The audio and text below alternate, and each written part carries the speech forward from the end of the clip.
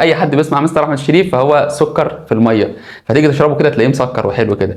انما اي حد بياخد مع اي مستر تاني فهو برده ميه بسكر على فكره عادي، كل الناس حلوه كل الناس كويسه يا باشا. اتمنى الخير لكل. بص هقول لك على حاجه دلوقتي والله هي جت من عند ربنا. نقول بقى انت دلوقتي طالب مثلا شاطر، واحد زميلك طالب شاطر، انت بتجيب 29 وهو بتجيب 30 مثلا، او هو بيجيب 30 وانت بتجيب 30، طب ما تتمنوا الخير لبعض. طب ما احنا كلنا نجيب 30، طب ما كل المدرسين تبقى مشهوره، ما كل المدرسين تشتغل، وكل المدرسين الفيديوهات بتاعتها تبقى حلوه، وكل الناس تبقى بتعمل شغلها حلو. هو ليه احنا بنكره ده؟ طب ما هو لما يعمل شغل حلو وانا اعمل شغل حلو، وهو يشوف شغلي وانا اشوف شغله، وهو يستفاد وانا استفاد، وكلنا نبقى حلوين، وكل المجتمع نفسه هيبقى حلو.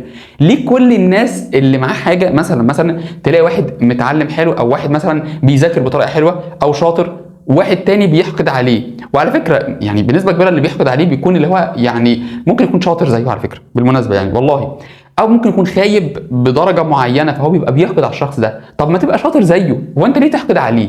الوقت اللي انت بتستهلكه انك تغل وتحقد وتتكلم وتنفسن وتعمل كل الحاجات المقرفه دي، طب ما يعني حاول تخلي عندك دم وتحسن من نفسك، احسن لك واحسن للمجتمع واحسن لنا كلنا والله يا صديقي.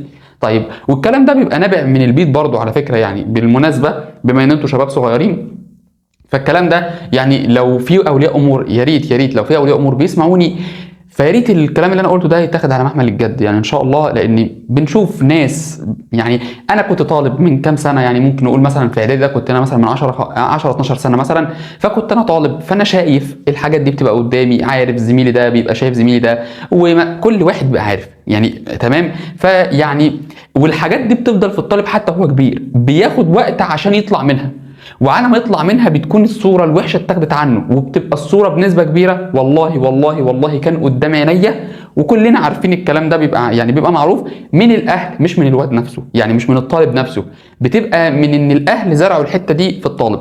فاتمنى من كل اولياء الامور ما يعملوش الكلام ده، والله بتيجي على دماغ ابنهم بس، والله كل الناس بتبقى حلوه وبتيجي على دماغ ابنهم بس، وهو الوحيد اللي بيخسر، وهو الوحيد اللي بيطلع خسران في الليله دي كلها. طيب الحاجة التانية غير المخاليط المتجانسة، المخاليط خلي بالك بقى كده الغير متجانسة.